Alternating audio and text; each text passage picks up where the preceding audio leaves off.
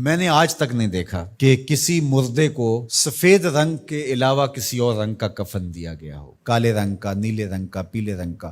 حالانکہ شریعت میں جائز ہے، کوئی سیاہ رنگ کا کفن دے دے جائز ہے، نیلے رنگ کا کفن دے دے جائز ہے، لیکن حضور کا ایک فرمان کہ اپنی مسجدوں کو زینت سفید رنگ سے دو اور اپنے مردوں کا کفن سفید رنگ سے دو۔ سفید رنگ سے کفن دینا مستحب ہے، لیکن اگر کوئی اور رنگ سے کفن دے دے تو وہ بھی جائز ہے۔ لیکن ہم نے وفات کے موقع پر کبھی اس مستحب کو بھی ترک نہیں کیا، یعنی غم کا موقع ہو تو ہم مستحب بھی ترک نہیں کرتے، اور شادی کا موقع ہو تو صرف ایک نکاح رہ گیا ہے جو سنت کے مطابق، باقی ہماری پوری شادی کی رسوم و رواج جو ہیں وہ ساری شریعت سے متصادم ہو گئی الا ماشاء اللہ۔ باقی صرف نکاح رہ گیا، تو وہ بھی لوگ کہتے ہیں وہ پہلے جا کے مسجد میں کر آئیں تاکہ یہاں یہ تکلف بھی نہ ہو، اور وہاں پوری ہماری شادی کی تقریب جو ہے وہ ہماری مرضی کے مطابق۔ یہ خاندانی رسم ہے، یہ ہم نے میڈیا پہ دیکھی تھی، یہ سوشل میڈیا پہ دیکھی تھی، یہ ہمارے ایک دوست کی شادی پہ گئے تھے، یہ ہم نے وہاں دیکھا تھا، اور کتنی تہذیبوں کا مغلوبہ بنا کے ہم ایک تقریب کرتے ہیں، اور اس میں ہماری خواہش ہوتی ہے۔ ہم شریعت سے نہیں پوچھتے کہ شریعت اس کے بارے میں کیا کہتی ہے۔ تو کیا اسلام غموں کا مذہب ہے، دکھوں کا مذہب ہے؟ خوشی کے موقع پر آپ اسلام کو نہیں بلائیں گے؟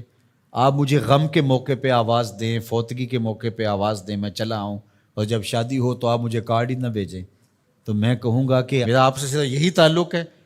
غم کا موقع ہو تو آپ شریعت کے مستحب کا بھی خیال رکھیں، اور شادی کا موقع ہو تو آپ شریعت کی پرواہ نہ کریں۔ تو یہ تو پھر آپ کی مرضی کا دین ہوا نا، جہاں چاہا اس کو پسند کر لیا، جہاں چاہا دین کو چھٹی دے دی۔ کاروبار میں، اپنے طرز زندگی میں، اپنی سیاست میں، اپنی پارلیمنٹ میں، اپنی کچہریوں میں، اپنی عدالت میں، اپنے میڈیا ہاؤسز میں کہیں دین نہیں ہے۔ دین کہاں رہ گیا؟ اللہ اکبر۔ اقبال نے جو شکوہ میں کہا کہ اگر مسجد میں صف آ رہا ہوتا ہے تو غریب، دین غریبوں کے پاس رہ گیا۔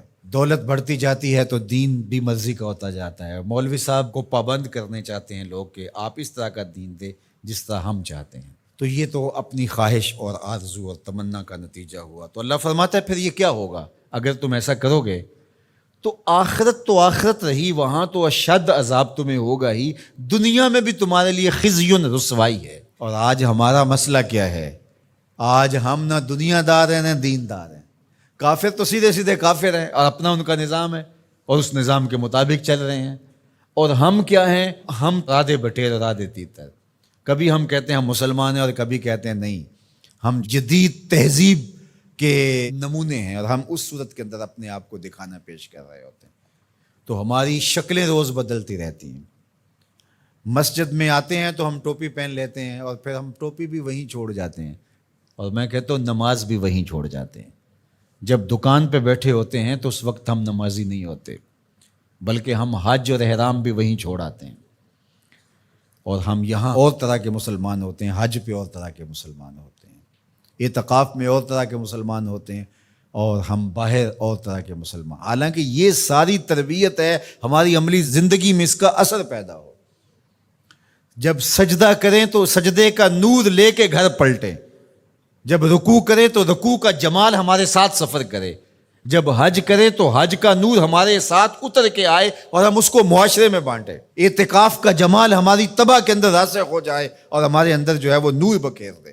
تو مسلمان کا دین اور دنیا الگ چیز نہیں ہے، مسلمان کا دین اور دنیا ایک ہی چیز ہے، اور وہ اکٹھے چلتے ہیں، اور ان کو جدا کریں گے تو پھر چنگیزی کے علاوہ کچھ باقی نہیں رہے گا۔